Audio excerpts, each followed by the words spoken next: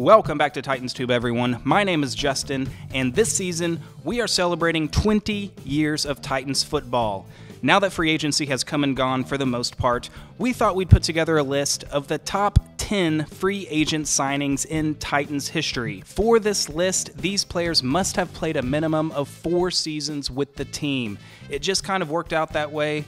But we do have a couple of honorable mentions who we're going to throw in there that were great for us, but just didn't have that longevity with the team.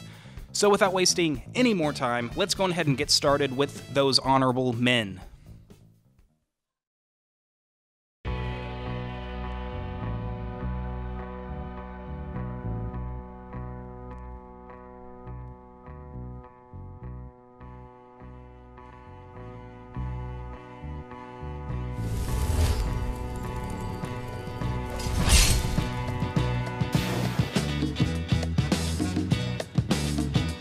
After the Super Bowl run in 1999, the Titans signed Randall Godfrey in 2000 after he spent his first 4 seasons with the Dallas Cowboys.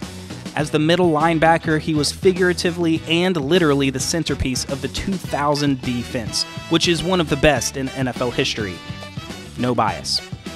But Godfrey was an excellent player who played a total of 12 seasons in the NFL, but definitely needed to be mentioned in this list, especially considering the incredible year he had in 2000.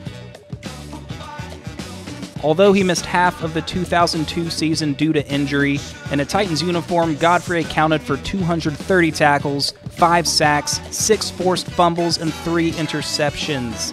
And as I mentioned, he did most of that damage in an epic season for him in 2000.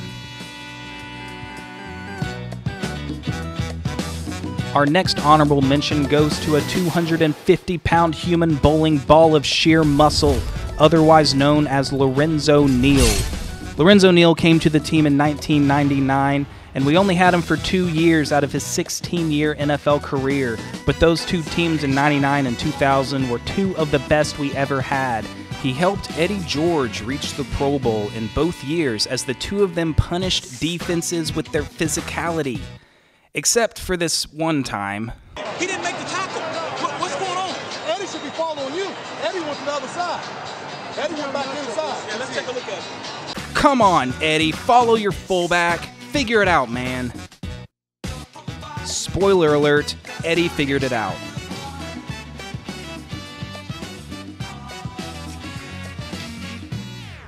He is also etched in Titans lore forever after he was involved in the Music City Miracle, catching the kickoff and wisely handing it off immediately to Frank Wycheck. Christie kicks it high and short. Going to be fielded by Lorenzo Neal at the 25, fielded by Lorenzo Neal at the 25, fielded by Lorenzo Neal at the 25. All right. Now that that's out of the way, how about we get to these free agent signings that actually made our top 10?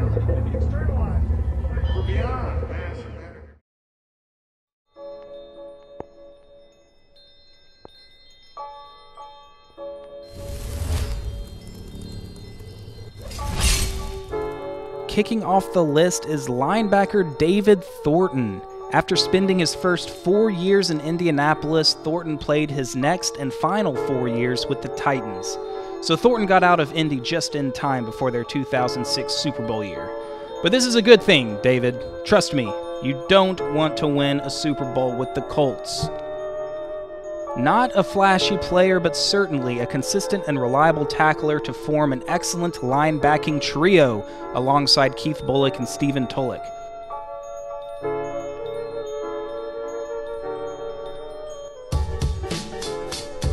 Thornton, in his time as a Titan, totaled 366 tackles, 2 sacks, 2 interceptions, 6 forced fumbles, and 17 passes defensed.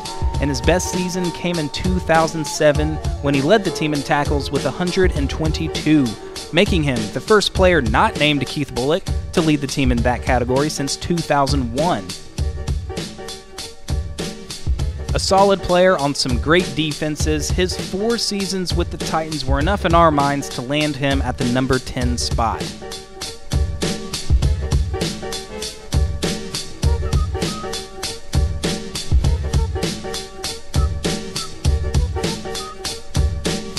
Coming in at number 9 is the big man on the D-line, Kevin Carter.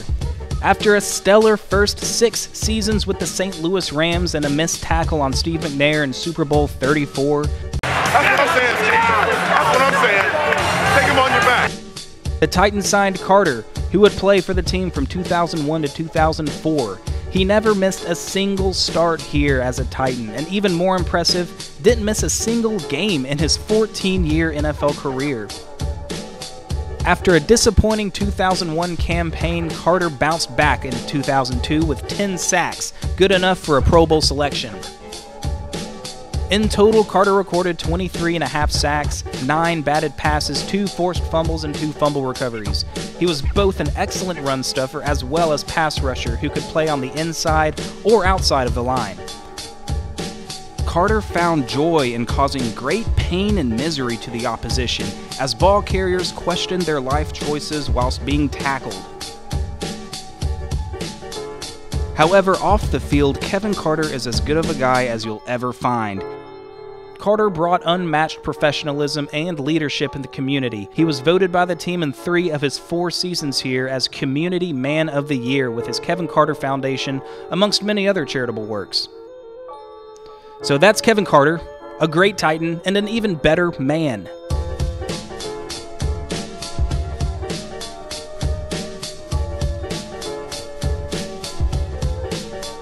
The next free agent signing is a current player, but his impact on the Titans has already been dramatic enough to land him on the list.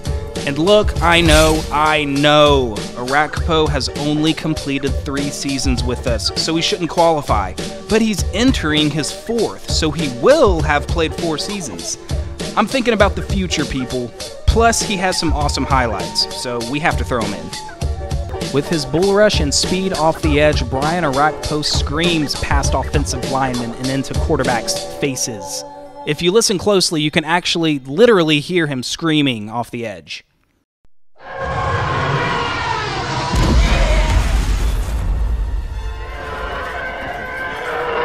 So far, he has totaled 24.5 sacks, 5 forced fumbles, and 141 tackles, and 11 passes defensed.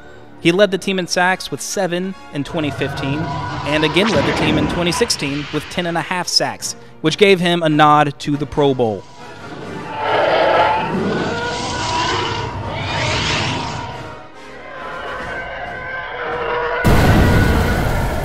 In his first 3 years to this point, he has not missed a single start, which is actually a huge deal considering in his first 6 seasons with the Redskins, 2 of them were derailed by injury, including his final season with them, so there was a bit of risk involved with this signing. Arakpo has proven to be one of the best off-season pickups we've ever had already.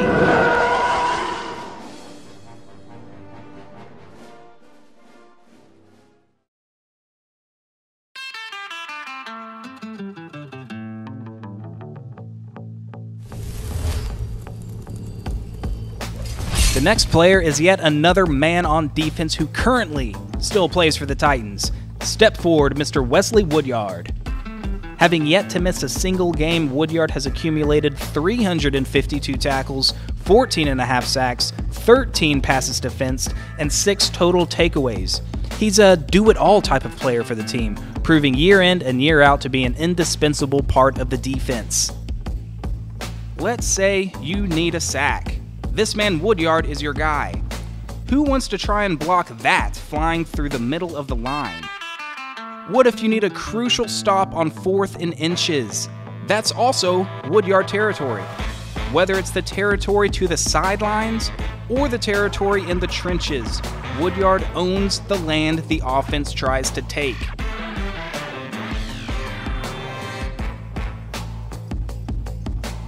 What if they try to take the land by air? Well, for their sake, they shouldn't throw near Woodyard or things like this might happen.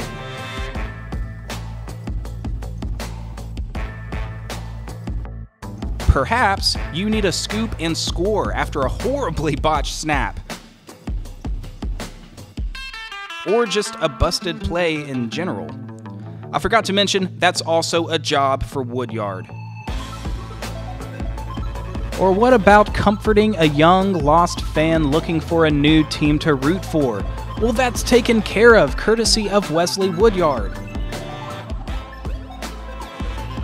Who knows how much Woodyard has left in the tank, as he'll be 32 for the 2018 season, but he's been a consistent, reliable piece to this defense during our rebuild, and one of the biggest leaders. I mean, just look at him. The other players seem to see him as some sort of god.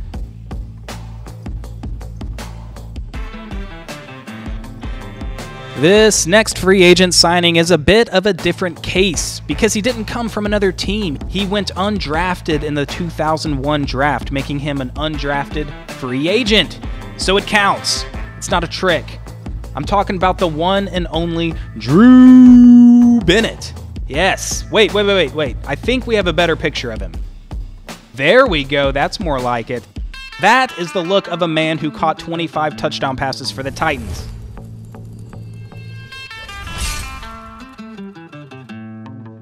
Playing for the Titans from 2001 to 2006, Bennett made all 32 NFL teams look stupid for not drafting him. And yes, I'm including the Houston Texans, who didn't exist yet.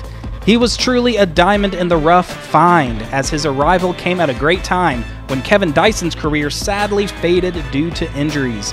He emerged as a legitimate complement to Derek Mason, forming a talented and dynamic wide receiver combo.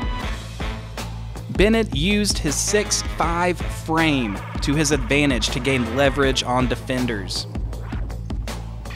In 6 seasons, Bennett put up 273 receptions, 4,033 yards, and 25 touchdowns.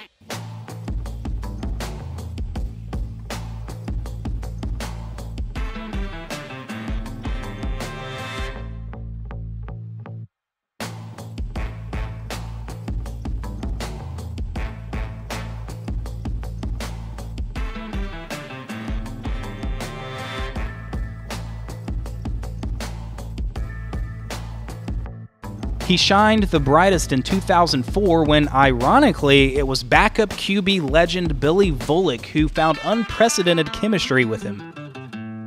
In 2004, he put together career highs of 80 catches, 1,247 yards, and 11 touchdowns. His 11 TDs remains the most ever in the Titans era.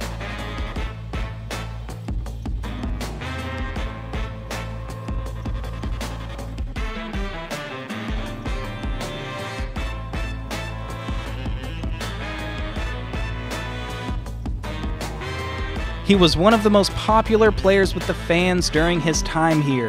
Unfortunately, his legacy is slightly tainted, as all Titans fans recall one particular play at the end of a 2003 playoff game that Bennett couldn't quite come up with that may well have changed the course of NFL history.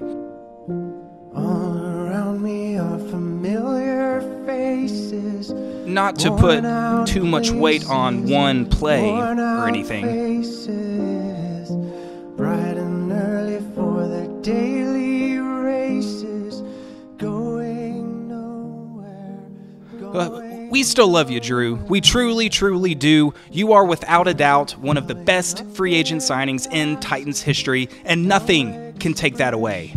But anyway, this video is getting entirely too long, so I'm going to stop it right here and cut this list in half and come out with the part 2 shortly. And I know what you're thinking. Seriously, Justin, you are going to end the video on that note with that highlight? Yeah. I find it kind of sad. The dreams in which I'm dying are the best I've ever had. I find it hard to tell you, I find it hard to take. When people run in circles, it's a very, very mad